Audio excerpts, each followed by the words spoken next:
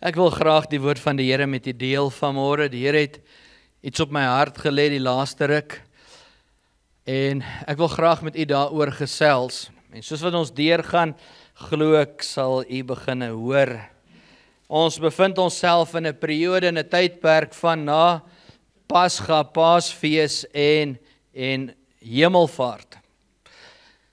50 dae wat plaasgevind het, waar Jesus op die aarde was, met sy disippels ontmoet het, en in voorbereiding tot Hemelvaart en uitstorting van sy Heilige Gees. In hierdie tyd is daar 'n belangrike boodskap ook wat ek met u wil deel, nie net omtrent die Hemelvaart en die uitstorting van die Heilige Gees nie, maar ook 'n eina situasie in die liggaam, wat die disippels in die tydperk waar hulle gewag het op die Here, moes deurgaan. En hierdie situasie is nie noodwendig iets wat ons al na gekyk het nie. Ek wil so 'n bietjie met u gesels oor die lesse wat ons uit die lewe van Judas Iskariot kan leer. Want u moet onthou, daar was 'n geleentheid waar hy 'n disipel van Jesus was, en toe het hy Jesus verraai. En Jesus is gekruisig. Hy het opgestaan en Judas het sy lewe geneem. Maar in hierdie milieu is daar disippels wat saam bedien het vir meer as 3 jaar. Broers wat saam in die geloof, saam met Jesus 'n pad gestap het en hier verloor hulle vir Jesus. En dank die Here het opgestaan, maar hulle verloor ook vir Judas. Judas was hulle boetie. Judas het saam met hulle gelewe. Judas was deel van die 12 wat gekies was om saam vir God te werk. So ek dink tog in hulle harte moes hulle ook seer gehad het, want Judas verloon en verraai nie net vir Jesus nie, hy neem ook sy lewe, hy gaan dood. So ek dink terwyl hulle wag, was daar tog ook rou. Daar was dalk vrae, hoekom? Judas, hoe kon jy dit doen? Wat is die doel? Ek wil vanmôre met u gesels oor een van die lesse wat ons uit die lewe van Judas kan leer. En hoekom wil ek Markus 3 vers 13 tot en met vers 19 lees? Want ek wil vir u wys dat Judas deel was van die oorspronklike 12 wie Jesus gekies het. Lees saam met my vers 13 sê, en hy het op die berg geklim, dit is Jesus,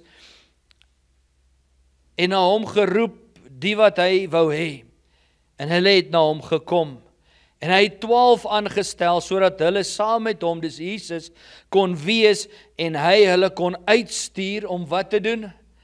Om te preek, en om mag te hê om siekes te genees, en duiwels uit te dryf. Met ander woorde, toe Jesus sy 12 disippels roep, het hy hulle die mag gegee, om duiwels uit te dryf, om vir siekes te bid en hulle sal gesond word en om ook, ek glo, die salwing te gee om te kan predik, die woord te kan gee. En die woord sê hier vir ons, lees saam met my, wie het hy almal geroep en aan wie het hy hierdie mag gegee? Want God is nie 'n aannemer van persoon nie. Hy gaan nie vir Pieter iets gee, nie vir Wikus nie. En as hy ons almal saamroep om sy disippels te wees, dan gee hy vir ons homself. Met ander woorde, Wikus, jy het alles tot jou beskikking wat Pieter het, maar dit hang af, hoe gaan ek dit gebruik? Hoe gaan ek toelaat dat dit my lewe aanraak? Lees saam met my daar vers 16 sê, en aan Simon het hy die bynaam Petrus gegee, en verder Jakobus, die seun van Zebedeus, en Johannes, die broer van Jakobus, aan hulle het hy die bynaam Boanerges gegee. Dit is seuns van donder, sons of thunder. As ons aanlees, dan sê hy, en Andreas en Philippus, en Bartolomeus en Matteus, vers 18, en Thomas en Jakobus, die seun van Alfeus, en Thaddeus, en Simon Kananites, en dan vers 19, en Judas Iskariot, hy wat hom verraai het. Sien nie dat Judas deel van daardie span was? Daardie 12 wie Jesus oorspronklik geroep het om hom te volg? Blaai saam met my na Matteus 10 toe, as bevestiging. Matteus 10. Matteus 10 vanaf vers 1 wil ek vir ons voorlees, en u kan in die Bybel volg. Hy sê, en hy het sy 12 disippels na hom geroep en aan hulle mag gegee oor onrein geeste. Sê saam met my, onrein geeste. Met ander woorde, dit bevestig en stem saam wat ons vanuit Markus se perspektief lees. Amen. Om hulle uit te dryf en om elke siekte en kwaal te genees. Sê saam met my, elke siekte. Nie net seker is nie. Met ander woorde, die krag waarmee Jesus bedien het, want die woord sê, hy het van dorp na dorp, stad na stad gegaan, en hy het almal genees. Nou sê hy het vir hulle, die 12, krag gegee, autoriteit, salwing, die vermoë om in Jesus elkeen te genees. Hy sê dat elke siekte en elke kwaal te genees. En dit is die name van die 12 apostels. Kom ons skiep hulle na vers 4 toe. Vers 4 sê dan daar, Simon Kananites en Judas Iskariot, die een wat hom verraai het. Ek wil vanmôre met u deel 'n paar, ek glo, life-changing lesse. En ek weet nie hoe lank ons gaan aangaan nie, soos die Gees van die Here ons lei, maar vanmôre wil ek oor een spesifieke area met u gesels. Ek glo jy gaan saam met my stem dat wanneer ons na die lewe van Judas Iskariot kyk, dan sal ons sien dat daar het 'n paar dinge in sy lewe gebeur. Maar in dit het hy 'n paar dinge verloor. Dinge wat hy op 'n stadium gehad het. Dinge waarmee hy op 'n stadium deel van gehad het. Maar hy het dit nie behou nie. Hy het dit alles verloor en op die einde het hy sy lewe verloor. Jy sien, Judas het daardie persoonlike teenwoordigheid van Jesus verloor. Hy was nie deel van die 5000 wat van ver af met Jesus na hom gekyk het nie. Nee, hy was deel van sy, mag ek sê, sy binnekring, sy oikos, daai wat saam met hom was, daai 12 met wie hy in 3 jaar gewandel het, met hulle gepraat het, hy het hom persoonlik geken. Judas het daardie kragtige broederskap en daai geestelike verhouding van al die disippels, die apostels en die liggaam van Christus verloor. Daar was 'n tyd waar hy deel was van die disippels, waar hy een van hulle was, maar hy verloor dit. Hy het die voorreg om deel te wees van 'n goddelike bediening. 'n goddelike bediening wat begin het en wat tot vandag toe aanhou en nog steeds lewens verander. Hy het die geleentheid wat daar was, het hy verloor. Hy was deel daarvan, maar hy het dit verloor. Judas het ook sy beloning in die ewige lewe, in die hemel verloor. Ek glo Judas se lewe was nie te vergeefs nie. Ja, hy het nie geëindig soos wat ons sou wou gehad het, hy moes geëindig het, soos dalk die ander disippels, geherstel, vergewe, versoening ontvang nie. Maar daar's nog steeds iets wat ek en u by Judas kan leer, en ek glo die Heilige Gees wil aan u en my hierdie lewensverandering en hierdie lesse leer. Ek wonder as Judas voor die tyd kon besef het, dat dit wat hy sou doen, die gevolge wat dit sou hê, ook ek wonder of hy dit nog steeds sou gedoen het. As hy weet die prys wat hy moes betaal, en dat Jesus sou sterf, en dat hy wel sou opstaan, soos wat hy gesê het, as hy hierdie hele ding kon weer oordoen, sou hy weer dit gedoen het, wat hy gedoen het. Ek wonder as Judas vandag met jou en my kon praat, soos wat ons altyd daar om die potjie kos staan, of om die braaivleisvuur, en ons bou verhouding met mekaar, en hy kom met jou en my gesels, en hy kon vir jou en my sê, yes, Pieter, dit en dit en dit. Ek wonder wat sou hy vir ons gesê het. En die hartseer saak is, hy kan nie met ons praat vandag nie, maar sy lewe praat hard genoeg. En die eerste ding wat ek met u wil deel vanmôre, Ek glo een van die dinge wat toegelaat het, dat Judas gedoen het wat hy gedoen het, was omdat Judas geweier het om te verander. He rejected change. Hy wou nie verander nie. En moet onthou, Judas was in persoon saam met Jesus. Hy het gesien hoe dat Jesus blinde oë genees. Het jy al met jou oë gesien hoe dat Jesus blinde oë genees? Wie van julle het al so ervaring gehad? Een, en die res van ons? Wel, Judas was deel, hy het dit gesien. Judas het gesien hoe dat Jesus die melaatse mense genees, en hy het gesien hoe dat hulle weggaan en hulle self gaan toon, hulle gaan was in die water, in die spruit, en hoe dat hulle met blydskap wegspring, as ek dit so kan stel.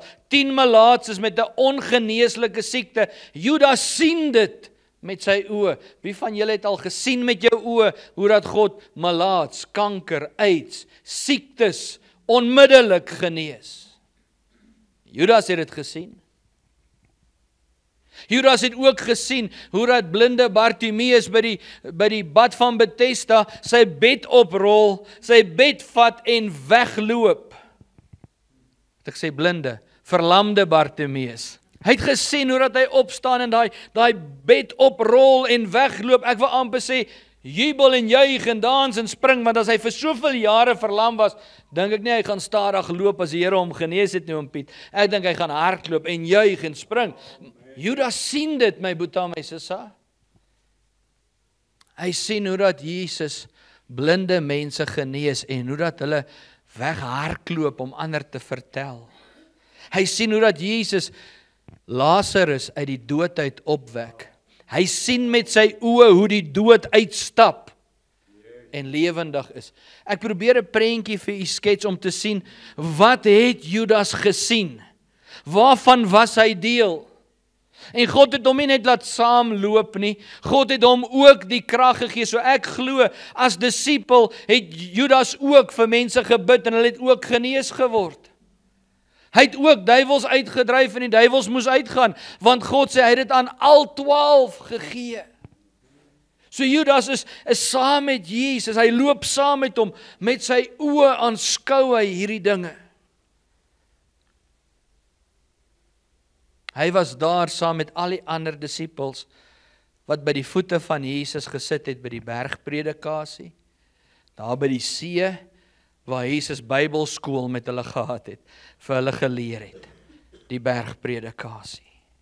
Hy het onder die klank van die woord gesit, en tog het hy nie toegelaat dat hierdie ervaring, hierdie ontmoeting, en hierdie geleentheid, sy lewe verander nie. Judas het geweier, om homself te verander. Is daar dalk mensies vandag, wat dalk dieselfde lewenspad as Judas kies? Ons sit onder die klank van die woord. Ons bedien vir die Here in sy genade. Sing, ushering, kinderbediening. Ons preek selfs vir ander mense. Ons bid vir ander mense. Maar my vraag is, laat ons toe dat Jesus ons werklik verander. Nie net verander om nie hel toe te gaan nie, verander van die ongelowige, bose, negatiewe, kritiekagtige persoon wat ek dalk mag wees.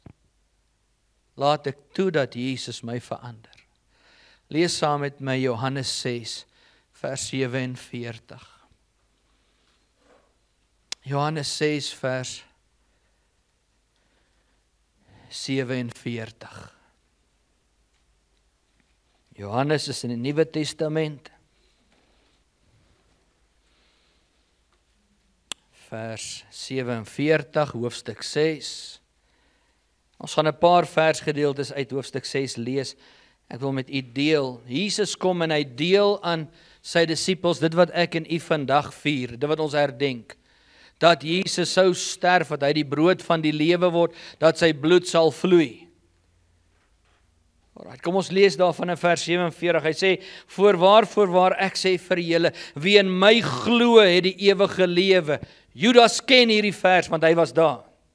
Hy het dit gehoor voordat hy Jesus verraai het. Vers 48, ek is die brood van die lewe. Hy sê, julle vaders het die manna in die woestyn geëet, en hulle het gesterwe. Dit is die brood wat uit die hemel neerdal, sodat iemand daarvan kan eet en nie sterwe nie. Vers 51, kom Jesus en hy sê, ek is die lewende brood wat uit die hemel neergedaal het. As iemand van hierdie brood eet, sal hy lewe tot in ewigheid. En die brood wat ek sal gee, is my vlees, wat ek vir die lewe van die wêreld sal gee. Jesus leer hulle dit, Judas hoor dit, net soos Petrus en Johannes en al die ander. Vers 52, hy sê, die Jode het toe met mekaar gestry en gesê, hoe kan hy ons sy vlees gee om te eet? Jy sien, hulle vat dit so letterlik op, dat hulle mis wat Jesus vir hulle probeer sê. Hulle dink hulle moet sy vlees eet, en Jesus kom en hy sê, ek gaan sterf, ek word die brood van die lewe. En die woord sê, hulle het begin stry onder mekaar. Hulle het mekaar begin opwerk, as ek dit so kan stel. Vers 53, en Jesus sê vir hulle, voorwaar, ek sê vir julle, as julle nie die vlees van die seun van die mens eet, en sy bloed drink nie, het jy geen lewe in jouself nie. En nou vers 59, kom ons skiep so 'n paar versies. Hy sê, hierdie dinge het Jesus gesê in die sinagoge, toe hy in Kapernaum onderrig gegee het. Hy sê vers 60, en baie van sy disippels het gesê, toe hulle dit hoor, hierdie woord is hard. Wie kan daarna luister? Het die Here al met jou 'n woord gedeel wat jy voel so bietjie hard is? Wat jou so bietjie pak slaag gee? Wat vir jou dalk net nie sin maak in die vlees nie? Hier sê hulle, hoe kan ons hom eet? Hoe kan ek sy hand hap? En ek dink dis hoe hulle dit beredeneer met hulle menslike verstand, maar hulle mis die boodskap wat hulle lewe sal verander.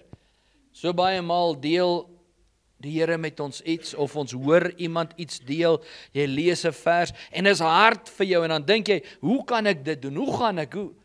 Ons mis die doel, ons mis die werk van die Heilige Gees, wat ons lei in die volle waarheid. Okay, maar as ek nou nie vooruit hardloop nie, kom ons lees verder.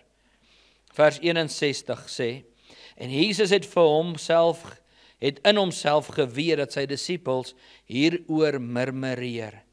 En hy sê vir hulle, is dit julle tot 'n aanstoot? Hy vra daai vraag, hy sê, why do you take offense? Want hy praat nie met sondaars nie, hy sê daar, hy het met sy disippels gepraat, en hy het geweet dat die disippels hieroor murmureer. Wat's murmureer? Die Afrikaanse woord vir hierdie Griekse woord is moan and groan. Familie van fatties en monies. Daai wat so moan and groan die hele dag, né? Hy sê, hy het gehoor, hulle moan and groan, hulle murmureer. Lees saam met my vers 62. Hy sê, hoe dan sal julle die seun van die mens daarheen sien, opvaar waar hy tevore was? Vers 63, dit is die gees wat lewend maak. Die vlees is van geen nut nie. Die woord wat ek tot julle spreek, is gees en is lewe. So hier bring Jesus die openbaring, en hy deel met sy disippels, en Judas is daar. Hy's in die midde, hy hoor dit, hy ervaar dit, hy's dalk deel van die wat murmureer en moan en groan. En dan vers 64, hy sê, maar daar is sommige van julle wat nie glo nie. Jesus spreek hierdie woorde. Hy sê, daar is sommige van julle wat nie glo nie. Want Jesus het van die begin af geweet wie hulle was, wat nie sou glo nie, en wie hy was, wat hom sou verraai. Van wie spreek Jesus hier? Van Judas en almal wat gemurmureer en getwyfel het. Hier, onthou, Jesus het nie net die 12 disippels gehad nie. Hy het meer as 12 gehad, maar daar was 12 wat saam met hom gewandel het, elke dag vir 3 jaar. Vers 65.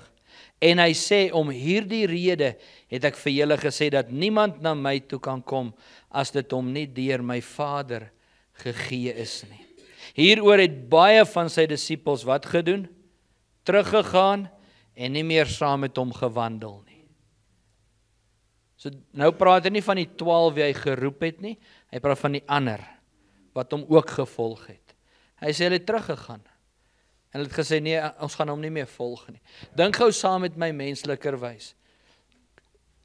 Veronderstel, Jesus was in ons milieu, en hy het vanmôre hier gestaan en preek, en ons is sy disippels, dan sê hy, en sommige van sy disippels, wat hier was, het weggegaan, en gesê, ek het genoeg gehad van hierdie kerk, ek het genoeg gehad van hierdie pastoor, van Jesus.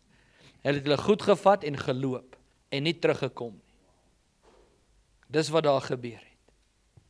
Jesus deel met hulle a life-changing revelation. Hy sê, ek gaan, dis my lewe.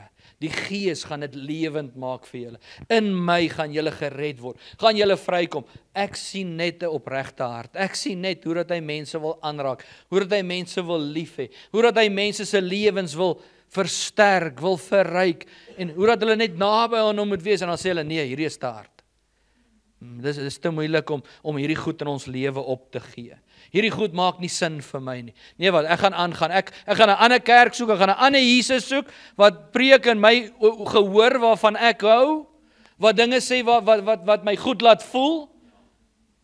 Miskien moet ons na Johannes die Doper toe gaan, want hy het ook disippels gehad. En ons ken hom, ons weet wie hy is. Hy lyk bietjie weird, hy trek weird aan, hy eet springkane en goed, maar hy's darm alright. Hy gee ons nie sy vlees om te eet nie. As jy murmureer en moan en groan, dink ek is dit soort gelyk goed wat jy dalk sal dink in die vlees.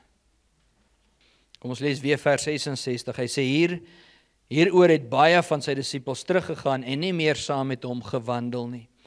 En toe sê Jesus vir die 12, wil julle nie ook weggaan nie? Wil julle nie ook weggaan nie? Hy sê, en Simon Petrus antwoord hom, Here, na wie toe sal ons gaan? U het die woord van die ewige lewe. Ons het geglo en erken dat u die Christus is, die seun van die lewende God. So dankie vir 'n Petrus. Want onthou nou Judas en Petrus het saam deel van die 12 gevorm en hulle was al 2 daar. Hoe kan Petrus hierdie belydenis maak en Judas verraai vir Jesus? Vers 70, Jesus antwoord hulle, het ek nie julle 12 uitverkies nie? En een van julle is 'n duiwel? Kyk aan jou Bybel, dit staan daar, ek het dit nie opgemaak nie. Jesus sê, julle het my nie gekies nie, ek het julle gekies. Hy sê, een van julle is 'n duiwel en ek het jou nog steeds gekies. So mense wat sê dat God nie genadig is nie. Mense wat sê dat God het Judas vooraf beplan om Jesus te verraai. Hierdie vers sê, ek het julle almal gekies. Judas het 3 jaar by Jesus se voete gesit. Jesus het 3 jaar in hom belê. En nog steeds, sê Jesus, na dit alles, is hierdie oue duiwel. Kan jou hart so hard wees? Kan jy so vasgevang wees in jou eie ek, in my lewe, in my omstandighede, dat ek nie kan change nie, dat ek deur Jesus miskien aangespreek kan word as, jy's 'n duiwel. Ek het jou gekies. Ek het jou kans gegee. Ek het jou salwing gegee. Ek het jou die vermoë gegee om vir siekes te bid, om krankes te genees, en nog steeds is jy 'n duiwel. Hy sê vers 71, en hy, dit is Jesus bedoel, Judas Iskariot, die seun van Simon, wat hy sou hom verraai. Hy sê, hy wat een van die 12 was. Jy sien in hierdie baie hartseer oomblik in die Bybel, in die geskiedenis, in hierdie verhaal sien ons vir Judas Iskariot. En hy as Judas het as 'n duiwel begin. Hy het 3 jaar saam met Jesus gewandel en hy het as 'n duiwel geëindig. Daar's baie van ons wat dalk begin het as 'n duiwel. Demon possessed, vasgevang in verslawing, sonde, vloeke, bindinge, alles wat negatief is, alles wat verkeerd was. Die woord sê almal het gesondig en dit ontbreek ons aan die heerlikheid van God. Hy sê almal het 'n sondige natuur. So Jesus sê nie hy is Lucifer nie, né? Hy vergelyk hom met die boosheid van die Satan. Daarom sê hy, jy is 'n duiwel. Dan hy tree op soos die duiwel. Baie van ons het opgetree soos die duiwel. Is daar van ons wat vandag nog steeds so optree? Kyk, dan stap ons 'n pad, 3 jaar saam met Jesus, 10 jaar van ons 25, van julle dalk al langer as wat ek oud is. Ek is nou 25, ja. Hy sê, en dan eindig hy as 'n duiwel. Hy begin, hy het 'n geleentheid, hy het genade gevind, hy het salwing geproe, hy het gesien wat God doen, Kevin, maar hy eindig soos wat hy begin het. Judas het nooit verander nie. Hy het geweier om te verander. Die uitdaging van Judas se lewe is, hy het geëindig soos hy begin het. Hoor vanmôre my boetie, my sussie, ek wil 'n stelling maak. Dit is nie genoeg om net te wees waar Jesus is nie. Dis nie genoeg om net rondom Jesus te wees nie. Dis nie genoeg om net die woord te hoor saam met ander boeties en sissies nie. Dit is nie genoeg om maar net gelowige vriende te hê en saam met hulle te kuier en geassosieer te word met Christene en disippels nie. Die grootste uitdaging is, laat ek toe dat dit wat ek hoor my verander. Laat ek toe dat sy teenwoordigheid my lewe verander. Laat ek toe dat sy woorde tot my hart spreek en my verander. Dit help nie, ek kom net kerk toe en ek gaan huis toe en ek laat nie toe dat die Gees van God my lewe verander, vernuwe, verryk, transformeer en nuut maak nie. Christendom, om kind van God te wees, beteken ek moet word soos Jesus. Ek moet sterf in myself. Ek moet Jesus se voorbeeld navolg. Dit beteken ek laat al die goddelose goed agter en ek laat toe dat God die Heilige Gees my lewe verander, my lewe nuut maak. Kan jy onthou, ek het so 'n paar jaar gelede met u 'n boodskap gedeel oor die pottebakker en die proses wat die klei deurgaan, hoe dat die pottebakker die klei gaan uitgrou uit die rivier uit en dan haal hy die klippies uit en hy haal die grasies uit, dan was hy daar die klei, dan begin hy daai klei vorm en so wat hy vorm maak hy babbeltjies. Dan sit hy daar met 'n stokkie, dan pop hy elkeen van daai babbeltjies, want daai lig, daai sonde, die stokkies, die klippies, moet uit die klei uitkom, sodat daai klei skoon kan wees, dat hy 'n erdekruik van eer kan vorm. So kom die Gees van die Here, en vanmôre sit ons onder die klank van die woord, ons staan in die teenwoordigheid van God, wanneer ons hom aanbid. En Jesus, die Heilige Gees en die Vader sê, kom na my toe. Ek het jou te lief om jou te los soos jy is. Ek het jou te lief om jou net te sê, ag, gaan maar net aan. Ek het gesterf vir jou, ek het die prys betaal vir jou. Kom, laat ek daai goedjies uithaal. Dis nie om seer te maak nie, dis om gesond te maak. Dis nie om jou te judge en op jou te point nie, dis juis om jou te reinig en te heilig. En as ons nee, hierdie is 'n harde woord. En jy sien, wat is ons probleem? Ons sê, hoe gaan ek?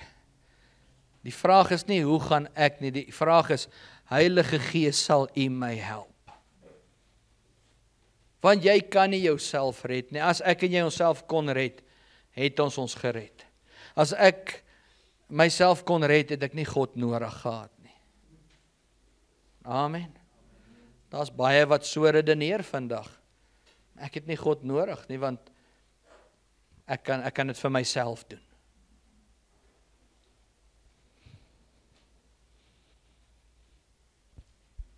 Jesus kom en hy stap vir jare, 3 jaar lank, 'n pad saam met sy disippels. Onthou, hy het hulle net 1 keer 'n week op 'n maandag aand gesien hier by die kerkie. 24/7.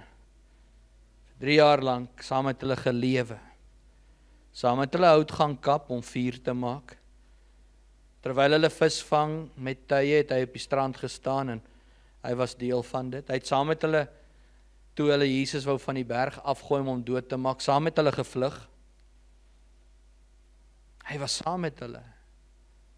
En tog kom Judas op 'n plek waar hy sy hart verhard en hy Jesus verraai. Die Here is besig om iets met my te deel, wat ek moontlik as die Here wil volgende week met u wil oor gesels.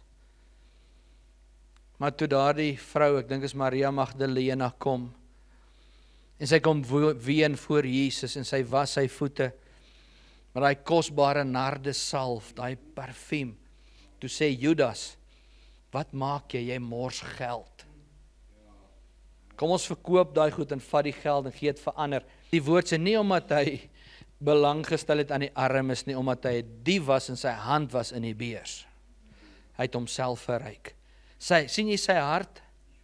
Hier's 'n vrou and she has a moment of worship at the feet of the King of Kings, en hy judge en sê, iets sê vir my het sy hart nie gechange nie. Hy wou nie verandering toelaat nie. Jesus kom en soos wat hy die ander verlos, wil hy ook vir Judas verlos. Ek weet nie van u nie, my boetie, my sussie, maar ek wil nooit op die plek kom waar ek so kerklik is en rondom Jesus is en nie toelaat dat die Gees van God my verander nie.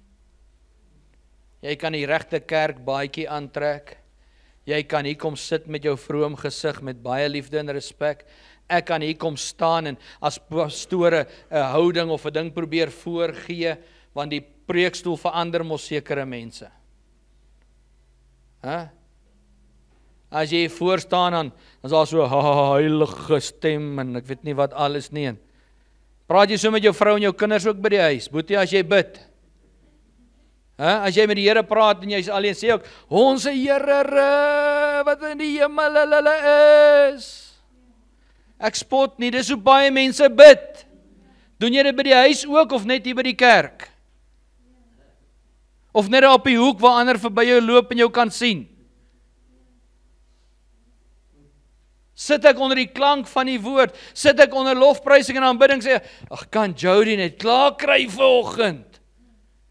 Hierdie rug van my. Maar dit snaaks, jy 3 ure in die mall kan loop met daai rug van jou, maar jy kan nie 6 liedjies deursing vir die Here nie. Pastoor, hierdie voete. Daai voete kan sokkie en two-step en al die ander goed. In die kerk het jy, pastoor, ek het wintersvoete. Trek beter skoene aan, man. Trek jy daai hakskoene, dat jy kan dans voor die Here. Daar is soveel redes en verskonings. Kan ons, die vraag is dit moontlik dat ons naby Jesus kan wees? Om hom kan beweeg en nie verander nie? Vra vir Judas. Ja, dis moontlik. Want die letter is dood. Dis die Gees wat die letter lewend maak. Jy kan vir 100 jaar hier sit, en as jy nie toelaat dat die Gees van die Here ons harte besny nie, gaan ons nêrens kom nie. Is verandering lekker? Kom ons wees eerlik, nee. Is verandering, hoe kan ek dit sê, maklik? Nee, is nie maklik nie. Is verandering nodig? As ek wil uitkom saam met Jesus by my einddoel. Dit gaan kos dat jy jou chommies, die fariseërs, wat jy wil omkoop met hulle geld, wat in jou kop inspraak het, wat jou negatief maak, dit gaan kos dat jy hulle wegjaag. Daar was 'n oomblik wat Petrus ook deel was van die fariseërs, waar hulle ook met hom gekonkel het, maar wat het hy gedoen? Hy het hulle weggejaag. Nie Judas nie. Hy het gesê, kom ons kyk, miskien is daar 'n wen-wen. Wat kan ek maak uit hierdie deal uit? En wat doen hy? Hy mis 'n oomblik. saam met die Skepper, die Redder, die Verlosser van die ganse mensdom. My vraag is, het ek en jy dalk al so naby aan Jesus beweeg? Was ons al in hierdie kerk of in 'n ander kerk of in jou binnekamer waar hy verby beweeg en ander verlos en vrymaak? En al wat ek en jy kan dink is onsself. Verlede week het ons 'n awesome teenwoordigheid in die Here gehad. Die Here was hier en mense se lewens aangeraak, maar kan dit wees dat ons sit en dink, kan hierdie ding nie maar net verbykom nie? Kan Eben nie maar net preek nie asseblief? Hoekom is die hele dag bid vir almal? Ek het gekom om woord te kry. Nou sit ons hier, nou jaag hy my huis toe sonder om te preek. Hy het seker nou net weer my geld gevat, ja. Kom nou, daar's mense wat so redeneer. En ons mis 'n geleentheid saam met Jesus. Speel ons in die water rond waar die water net tot by ons enkels kom? Waar ek nog in beheer is, ek kan die water skop en dans, maar dit lyk so mooi as ek die water skop. Of gaan ek in tot by die kniediepte, waar ek so 'n bietjie stewiger moet staan, maar ek's nog in beheer? Of laat ek toe dat die Gees van God my heup diepte vat? Jy sien, daar in die see is dit nog alright as jy heup diepte is, maar jy kan nog probeer staan. Maar as jy gaan daar waar die branders beginne bou, daar waar jy nie meer kan staan nie, Piet, dan doen jy niks aan 'n brander nie, hy skuif jou waar hy hom wil hê. Speel ek in die vlak water rond, of is ek bereid om te gaan, daar waar ek myself verloor, daar waar ek fokus verloor van wat ek wil hê, en fokus op hom, Jesus. Laat ek toe dat my omstandighede my die heeltyd potjie, en gee ek die duiwel die skuld vir alles in my lewe? Dan partykeer gee ons hom meer skuld as vir onsself. Ons doen goed verkeerd, ons maak die verkeerde besluite, dan sê ons die duiwel, die arme duiwel, hy gaan hel toe, ek verstaan. Maar jy gee hom meer skuld as wat hom toekom. En ek dink partykeer staan hy voor die Here with all respect said en sê, Here, ek het nie vir Pieter daai is op hom. Ek het niks van dit gedoen nie. Ek het nie vir hom gesê hy moet dit doen nie, hy het dit self besluit. Nou ons weet, hy is die oorsprong van alles wat negatief is, en sy doel is net om te steal, kill en destroy. Maar wragtig, as God ons verlos het en vrygemaak het, maar ons sit onder die klank van die woord en dit besny nie ons harte nie. Ek gaan hier uit en ek laat nie toe dat God se woord my verhouding met my vrou vernuwe en regmaak nie. Ek hanteer my vrou nog steeds soos wat ek hanteer het voordat ek tot bekering gekom het. Wat laat ek toe? Wat doen Jesus in my lewe? Nee, pastoor, ek is vernuwe. Ek is 'n kind van God, ek is gered. Then walk your talk. Loop jou praat. Amen. Afsluiting van môre, blaai saam met my na Efesiërs hoofstuk 4. Hoekom preek jy met ons hierdie goeters? Ons het mos verander, ons is Christene. Ons is mos kinders van die Here.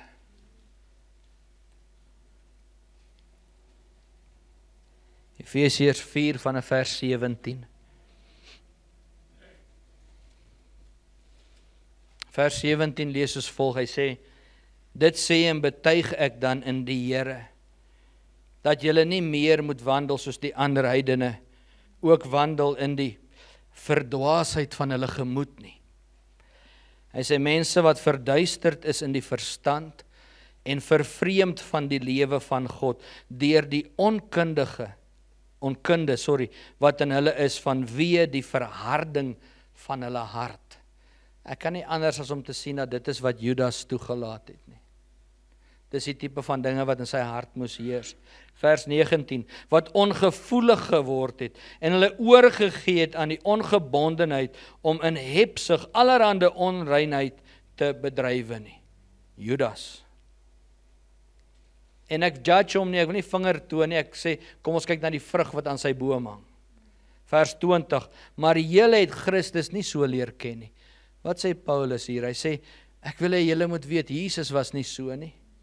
Toe jy hom ontmoet het, toe jy hom gesien het, toe jy gehoor het van hom, julle het Jesus nie so leer ken nie. Vers 21, as julle ten minste van hom gehoor het, en in hom onderrig is, soos die waarheid is in Jesus, dat julle, wat die vorige lewenswandel betref, die ou mens moet aflê, wat deur die begeerlikhede van die verleiding te gronde gaan, en dat julle vernuwe moet word in julle gees van julle gemoed, en julle met 'n nuwe mens moet beklee, wat na God geskape is, in ware geregtigheid en heiligheid. Daar sê hy vir ons, 'n nuwe lewe, 'n nuwe mens, volgens God se insettinge. Nie ek en my gevoel nie. Nie wat ek wil hê nie, maar wat wil U hê? Hy sê, daarom lê die leuen af en spreek die waarheid. Elkeen met sy naaste, want ons is mekaar se lede. Word toornig en moenie sondig nie. Jy mag kwaad word, maar moenie daarin sondig nie. Dis wat hy daar sê. Toorn is woede, is kwaad, né? So hy sê, as jy kwaad word, moenie sondig daarin nie. Kwaad is 'n gevoel, is 'n emosie, maar wanneer ons dit nie kan beheer nie, is dan wanneer die beskrywende woorde bykom, wanneer ons hard met iemand is en selfs verbal and physically abusive word. So wat sê die Here? Moenie daai roete ingaan nie. Kom ons lees verder. Hy sê, word toornig en moenie sondig nie. Laat die son nie ondergaan oor jou toorn nie. Moenie kwaad gaan slaap nie. En gee aan die duiwel geen plek nie. Gee aan die duiwel geen plek nie. Wat beteken dit? Pieter, dit beteken jy moet die deure toehou. Dit beteken as jy by die werk is en as iemand wat onregverdig is, wat nie doen wat hulle moet doen nie, wat afkyk op jou, wat nalatig is, dan sê die woord van die Here, hanteer dit in waarheid, in liefde. Moenie deel word van dit nie. Wat sê die spreekwoord, meng jou met die semels? Nee maar pastoor, ek is net daar om Jesus te verteenwoordig. Alright, dan moet jy Jesus verteenwoordig. Dan moet jy nie in jou vlees daar optree nie. Dan moet jy nie deel word van wat hulle doen nie. As jy dit kan doen, sal ek sê, great. Amen. So moenie in die bar gaan preek met 'n lyn lagerglas in jou hand nie. Amen. Kom nou.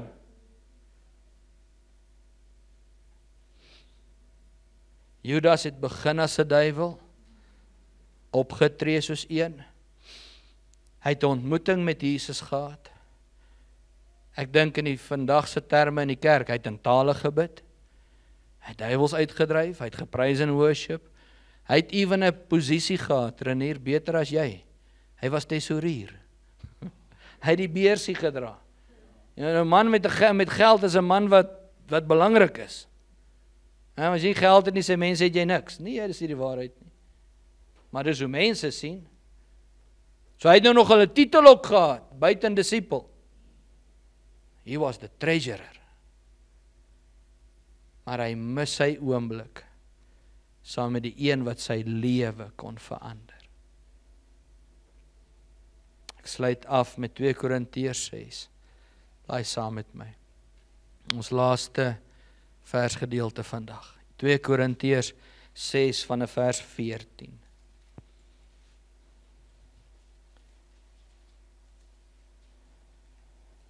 Wat vra die Here vir jou en my?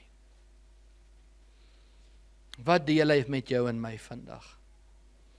Voordat ons uitgaan hier, aangaan met ons lewe. Wat sê hy vir jou en my? 2 Korintiërs 6 vers 14. Hy sê, moenie in dieselfde juk trek saam met ongelowiges nie. Want watter deelgenootskap het die geregtigheid met die ongeregtigheid? En watter gemeenskap het die lig met die duisternis? Hy sê nie daar moenie die evangelie verkondig nie. Hy sê nie daar moenie vir hulle bid nie. Hy sê nie daar moenie gaan siele wen nie. Wat sê hy? Hy sê moenie aan dieselfde juk trek nie. Wat is 'n juk? Dis daai houtbalk wat 2 osse hulle nekke ingedruk het, sodat hulle kan ploeg, dan het hulle saamgedruk. Moenie deel hê aan die dinge van die ongelowige nie. Hy sê ek moet wegbly van dit af. Hy sê moenie deelgenootskap hê nie. En dan vers 15. Kom ons lees weer 14, is awesome. Moenie in dieselfde juk trek saam met die ongelowiges nie, want watter deelgenootskap het die ongeregtigheid met die het die geregtigheid met die ongeregtigheid, en watter gemeenskap het die lig met die duisternis? Vers 15, en watter ooreenstemming het Christus met Belial? Of watter aandeel het die gelowige met die ongelowige? Daai Belial stel voor Satan, stel voor boosheid, stel voor om alles te doen wat teen Christus Jesus is, om in die vlees nog te lewe. Vers 16, of watter ooreenkoms het die tempel van God met die afgode?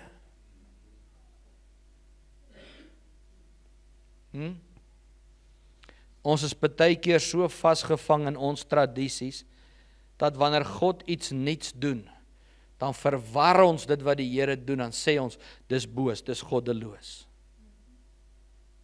Net soos die disippels, Jesus sê vir hulle, hier is my brood, hier is my lewe, hier is my liggaam, hulle sê, dis hard, hoe kan ons daaraan vat? As die Here iemand se lewe verander, en die Here doen 'n mooi en 'n nuwe werk, en daar gebeur 'n manifestasie van God se Heilige Gees, as ons die gewoontes daaraan nie, wat doen ons? Ons staan soos die wat daar buite die dag op Pinksterfees, buite die bokamer gestaan het en gejudge het van buite af. Hierdie ouens is dan Jode, hulle is dan so, hoe kan hulle nou in hierdie taal praat? Wie dink hulle is hulle? Soos Judas, hoekom gebruik jy die salfolie vir sy voete? En hulle mis 'n oomblik. Wat sê Here? Hy sê, kom soos jy is, maar wees oop om my te ontvang soos ek my en jou wil openbaar. Hy sê, wat het die tempel te doen met die afgode? Hy sê, want julle is die tempel van die lewende God, soos God gespreek het. Ek sal in hulle woon en onder hulle wandel. En ek sal hulle God wees en hulle sal vir my 'n volk wees. Wie is die hulle van wie hy daar praat? Ons het nou net gelees, die tempel, julle is die tempel, so hy wil onder ons wandel, hy wil tussen ons beweeg, hy wil met ons verhouding bou, hy wil saam met jou wandel, soos wat hy met Judas gedoen het. Daarom gaan onder hulle uit en sonder julle af. Hier is dalk 'n profetiese woord vir iemand. Iemand wat vandag wil weet, wat moet ek maak? Here, ek moet 'n besluit maak. Wat sê die Here? Hy sê, gaan onder hulle uit en sonder jou af, spreek die Here. En raak nie aan wat onrein is nie, en ek sal julle aanneem. Ja, maar Here, hy betaal my pay. Ja, maar as ek dit doen, dan gaan ek nie meer daai voordele kry nie. Nou, dis nou nie 'n rede dat jy jou vrou moet skei nie, my boeta. Jy het die bed gemaak, slaap hom, maak hom reg. Amen. Amen, boeties, sissies. Amen. Want party mense verdraai die woord. Pastoor het gesê, ek moet jou skei, want jy is onrein en onheilig. Dis nie wat ek sê nie. Ek sê, kom tot bekering en dien die Here dat hy jou kan regverdig maak. Dat jou kan verlos, kan vry maak. Maar ek praat van die goddelose, die bose, dit wat nie deel is van God nie. Buitekant. Hy sê, en ek sal vir julle 'n vader wees. En julle sal vir my seuns en dogters wees, spreek die Here die Almagtige. Kyk hoe amazing is dit. Baie gedeeld sê die Here net, luister na die tug, my seun. Broeders, julle moet dit doen. Hy sê, manne, julle moet so. Seuns, jy's 'n seun van God, maar hier kom hy en hy sluit die dogters in. Hy sê, want ek sal vir julle 'n vader wees. Julle sal my seuns en my dogters wees, spreek die Here, die Almagtige. As ons wil hê, God moet my aanvaar, hy moet deel van my wees, hy moet saam met my wandel, hy moet saam met my lewe, my ingang, my uitgang, my huis, my werk, my vriende, die golf, die visvang, die Here moet oral daar saam met my wees. Met ander woorde, my elke dag lewe, dan kos dit dat ek gaan toelaat, dat hy my sy tempel maak. En dit kos dat hy dalk moet goeders verwyder. En dan sê hy, moenie deel hê, moenie in dieselfde juk trek as die bose nie. Jy sien, Judas het die geleentheid gehad. Hy het gehoor, hy het gesien, Hy het dalk die goosebumps gekry. Want vir party mense is dit mos in die goosebumps. Dis die wat hulle kan voel, nie wat God vir hulle doen nie. Dis in die omval. Ek weet, God raak mense aan, ek het dit self ervaar met respek, maar baie dink, dis om te val. It has nothing to do with the omval, it's God wat jou moet aanraak en genees. Die omval is maar net omdat jou liggaam nie sy teenwoordigheid kan aanvaar nie. Maar as jy dink die blessing is in die lag, in die omval, of in die goosebumps, of in die ritteltits, dan mis jy die doel. It's about Him, oor Jesus, oor die Vader en oor God die Heilige Gees. Wat is die les wat ons hieruit kan vat vandag? In afsluiting, kan iemand by Jesus wees en nie verander nie? As ons vir Judas moet vra en hy kon met ons praat, wat hy nie kan nie, so sy lewe moet dan met ons praat, dan sou hy gesê het ja. Sou hy met ons kom praat, wat sou hy vir ons sê? Ek dink, die feit dat hy sy lewe geneem het, was omdat hy nie met homself kon saamlewe nie. Omdat hy nie dit kon verwerk. Hoe kon ek dit toegelaat het? But if you live in the flesh, you'll die in the flesh. Kom ons bid saam.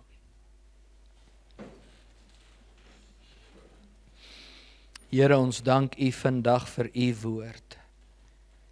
U woord is vandag skerper as enige tweesnydende swaard. U woord dring deur tot die diepste oorlegginge van ons hart. Dit wat ander nie kan hoor of sien of ervaar nie. U woord maak ons vry. Here, ek wil vanmôre hierdie woord wat U eers met my kom deel het, ook kom submit aan my boeties en my sissies. En ek wil vra Heilige Gees dat U die naprediker sal wees. Ek wil vra dat die saad wat gesaai is op goeie grond sal val en sal vrug dra in ons lewe. Mag ons nie net rondom U wees nie, maar mag U binne in ons wees. Deel van ons wees. In hierdie huwelik verenig met U. Nie net 'n toeskouer nie, maar 'n deelnemer in dit wat U vir ons doen. So Heilige Gees, as daar woord is wat hard is, vir die vlees, vir die verstand, kom lei ons in die waarheid. Kom leer ons, kom transformeer ons. Heilige Gees, gee vir ons openbaring, kennis en onderskeiding van geeste, om met hierdie dinge te kan deel in ons lewe. Gee vir ons die vermoë. Petrus het ook geval. Petrus het Jesus 3 maal verloon. Jesus het selfs hom bestraf in die publiek en sê, get behind me, Satan. Maar Petrus het die weg terug tot belydenis, the way back to repentance geken. Hy het toegelaat dat Jesus hom vergewe. En Petrus is die eerste disipel wat Jesus na sy uitstorting met sy gees uitgestuur het en vir wie Petrus duisende mense bereik het, sê die woord van die Here. Die teenwoordigheid van God was so op Petrus dat wanneer hy verby mense loop en sy skadu weer val op mense, dan maak God hulle vry en hy dryf demone uit. Dit sê vir my dat God is nie geïntimideer deur jou verlede en jou sonde nie. Wat sê hy? Hy sê, kom na my toe. Kom na my toe. Almal het gesondig. Almal het geval. Maar dis die wat opstaan en 'n verskil maak, wat 'n verskil gaan maak. So terwyl elke oogie gesluit is, as jy vanmôre hier sit en jy sê, Eben, ek moet regmaak met Jesus. Ek was om hom, ek was naby hom, ek het dalk van hom gepraat, van hom gesing, van hom met ander getuig, maar ek het hom nie toegelaat om my te change nie. En ek het hom nodig vandag. Bid saam met my hierdie woorde, sê Jesus, ek is jammer. Vergewe my. Was my skoon met U kosbare bloed. Ek is jammer. vir wat ek gedoen het en dalk nog steeds gedoen het vandag. Vergewe my. Wees my genadig. Heilige Gees, ek stel my oop vir U. Kom leer my. Kom lei my in die waarheid, dat ek kan regmaak in Jesus naam. Dankie dat ek U kind is. Dankie vir U genade. Ek glo in God die Vader, in God die Seun, Jesus Christus, en God die Heilige Gees. En ek glo dat ek is U kind, gered, geheilig, geregverdig, vandag, in Jesus naam. Ek ontvang nou U volheid, en dit wat U goed dink, vir my, in Jesus naam. Here, ek dank U dat U elke hartjie nou gesien het, elke gedagte sien, en elke lippe gebed hoor, en na mate elkeen se geloof in U vanmôre, dank ek U vir U bonatuurlike, goddelike seën in hulle lewens. Ons eer U daarvoor in Jesus naam. As jy saamstem, dan sê ons amen. Amen en amen. Amen. Loof die